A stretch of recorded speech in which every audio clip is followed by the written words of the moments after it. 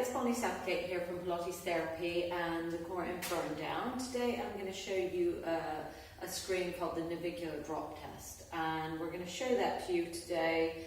And the reason we put this on our course for Pilates Therapy is that people that have excessive pronation can lead to other issues such as tibial, especially if there's Medial Tibial Stress Syndrome, Plantar Fasciitis, which is really common in loads of people, and Patellofemoral pain. And then if we wanted to keep going up the chain, it could influence the hip, the pelvis, the spine, all the way up, because everything is connected.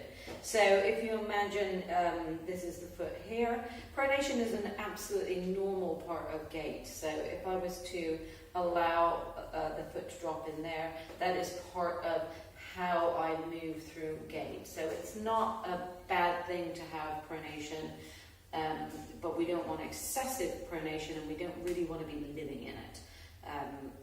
One of the things that when the foot is in pronation, the bones on the medial part of the foot open up and the bones on the lateral part of the foot close down, and your talus, which is the bone in the middle here, rotates medially and also laterally, will move medially.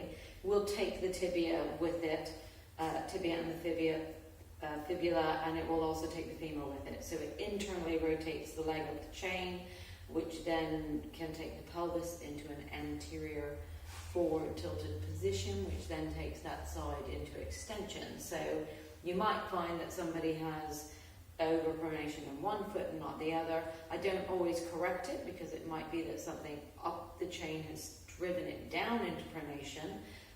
But it is good to note whether somebody is overpronated on both or one foot, and what that effect might have up the chain, or whether up the chain is taking it there. So we are going to move on now to the Navicular Drop Test.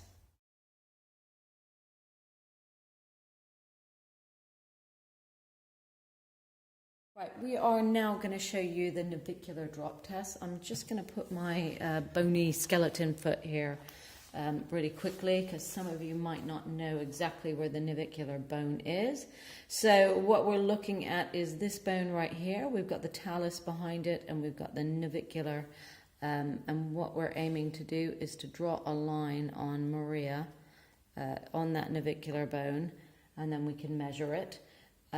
So I am going to palpate. Usually you can palpate up and you feel a dip, and then there's a prominence that comes out where the navicular is. So Maria's got quite flat feet, so it's not a really obvious navicular to see, but as we palpate, and I palpated before, she's got that bony prominence just there.